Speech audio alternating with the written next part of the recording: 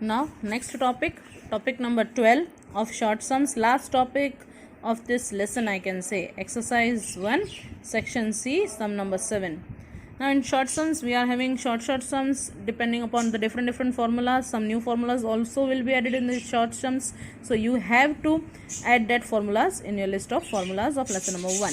Okay, sum number 7, cost of living index number is increased from 280 to 340 during certain time period, and the wages increases from rupees 13,500 to 14,750 rupees. Find the real gain and loss.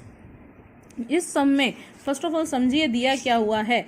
Index number, cost of living index number, जीने का खर्चा पहले कितना था 280, अभी कितना हो गया 340. डेट मीन्स ये हो जाएगा बेस ईयर, ये हो जाएगा करंट ईयर. 280 में से कितना हो गया है अभी 340.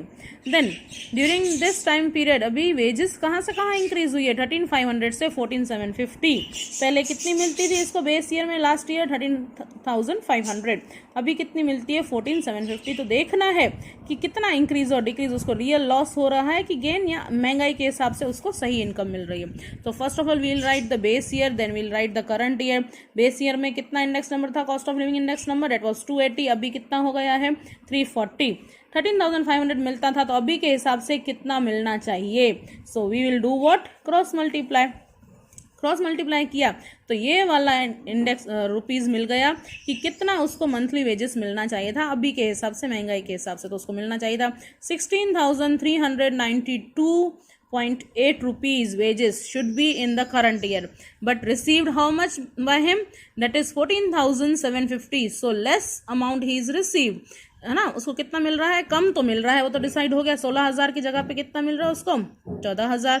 सो डिक्रीज तो है, कितना डिक्रीज अभी हमको ये तो पता चल गया कि उसको रियल गेन है कि लॉस है. तो उसको लॉस है, अभी कितने अमाउंट का लॉस है 16,392.8 मिलना चाहिए, तो कितना मिल रहा है उसको एट प्रेजेंट 14,750. सो 1,642.8 का इतने रुपीस का उसको रियल लॉस है और इतने परसेंट का इतने रुपीस का उसको लॉस है. Okay, second sum now, sum number 9 of same exercise, same section. Wholesale price index number of the year 2014-15 is given to you. Index number, price index number दिया हुआ है कैलकुलेट करके 177.6 and 188, ये base year, ये current year. Find the rate of inflation, अभी ये new formula यहाँ पे लगाना है जो लॉन्ग सम्स में नहीं आया था. Rate of inflation okay find करना है, महंगाई कितनी है, कितना परसेंटेज तक महंगाई है. Price index of current year minus the price index of base year upon price index of base year into 100, ये फॉर्मूला है. सिंपल देखें तो P1 by P0 upon P0 into 100. Current year में से बेस ईयर के prices minus कर देने हैं, नीचे बेस ईयर रखना है, इंटू 100 करना है. Okay, that is price of base year कितना है 177.6, करंट ईयर का 181.2. करंट में से बेस माइनस, नीचे बेस इंटू 100. आ गया कैलकुलेशन करके, it is 2%. Rate means percentage में, दैट इज 2.02. महंगाई कितनी परसेंटेज तक है 2.02 की महंगाई है. Okay, sum number 10 now, same exercise, same section, sum number 10. The percentage increase in the price relative of three items are 315, 328 and 390 respectively. Importance of this item is in the ratio of 5:7:8. Find the general index number. ये type के some important है, 2 marks में आ सकते हैं and it's very easy. Percentage increase in price relative means price relative, price का ratio किया हुआ है, परसेंटेज में कन्वर्ट भी किया हुआ है, इसका मतलब इंडेक्स नंबर सीधा दिया हुआ है, प्लस माइनस कुछ नहीं करने का है इसमें. ओके, क्या बोलता है परसेंटेज इंक्रीज और प्राइस रिलेटिव, इसका मतलब इंडेक्स नंबर सीधा दिया हुआ है. तो पहले तो आइटम लिख दिए, 3 आइटम्स 3 आइटम्स बोला. So you can assume any items, name ABC, XYZ, PQY, any name you can give them. So I have given here ABC, items को नाम दे दिए.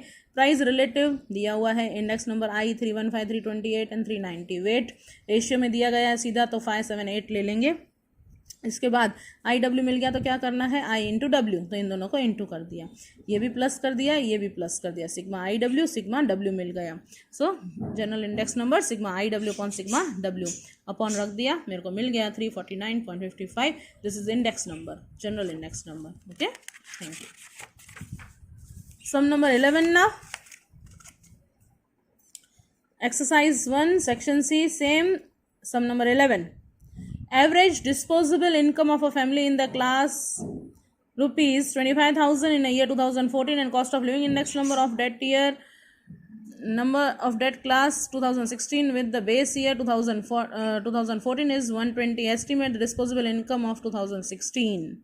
2016 की करंट ईयर की इनकम फाइंड करनी है, उसको कितना मिलना चाहिए। Cost of living index number आ गया है करंट का, तो देखो क्या दिया हुआ है, index number of that class for year 2016 with compare to base year is 120। That means 2016 का ये दिया गया है कॉस्ट ऑफ लिविंग, जीने का खर्चा अभी कितना हो गया है 120, पहले कितना होगा 100, उसको कितना मिलता था पहले 25,000, अभी उसको कितना मिलना चाहिए। सो फर्स्ट ऑफ ऑल आप लोग 2 ईयर जो दिए गए वो लिख दोगे 2014 2016, बेस ईयर हो जाएगा 2014, करंट ईयर हो जाएगा हमारा 2016।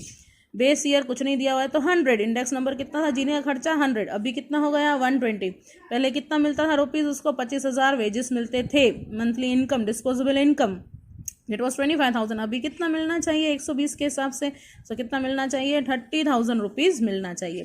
ठीक है, यहाँ पे कोई अमाउंट नहीं बताया था, कंपैरिजन नहीं करना है रियल गेन और लॉस, जस्ट उन लोगों ने पूछा है कि उसको अभी के हिसाब से कितना मिलना चाहिए, तो कितना मिलना चाहिए 30,000, उसको average disposable income in year 2016 उसको मिलनी चाहिए। ठीक है, ऐसे सिंपल सम्स भी आ सकते हैं, it can come in 1 and 2 marks. Okay, thank you.